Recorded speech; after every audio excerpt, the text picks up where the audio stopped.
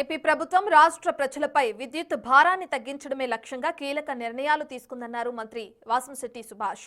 గత ప్రభుత్వ హయాంలో విద్యుత్ రంగం దాదాపు 4,498 కోట్ల నష్టాల్లోకి వెళ్లినప్పటికీ ఎన్నికల హామీ మేరకు కూటమి ప్రభుత్వం విద్యుత్ ఛార్జీల తగ్గింపునకు కట్టుబడి ఉందన్నారు. గత ఏడాదితో పోలిస్తే యూనిట్కు సుమారు 3.50 రూపాయల వరకు భారం తగ్గించామన్నారు. పేద మధ్యతరగతి వర్గాలకు ఇది పెద్ద ఊరటన్నారు.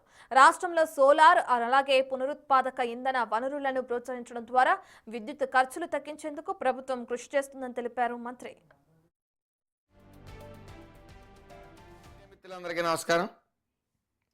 విద్యుత్ ఛార్జీల భారం ప్రజలపై పడకుండా ఉండేందుకు ముఖ్యమంత్రి శ్రీ నారా చంద్రబాబు నాయుడు గారు చర్యలు తీసుకుంటా ఉన్నారు.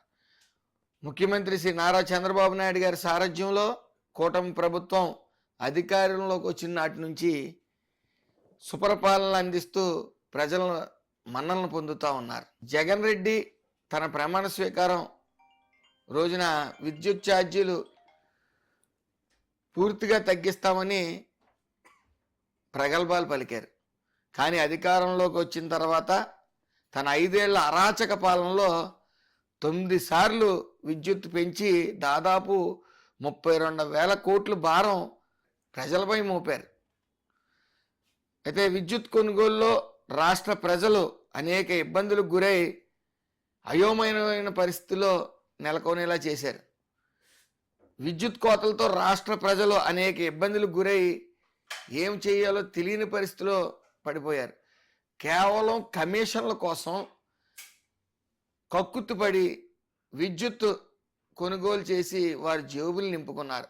ఇలాంటి మూర్ఖపు నిర్ణయాలతో రాష్ట్ర విద్యుత్ వ్యవస్థని ప్రధాన ఆదాయ వనరుగా మార్చుకుని సుమారు 1.29 లక్షల కోట్ల అప్పులు మిగిల్చారు.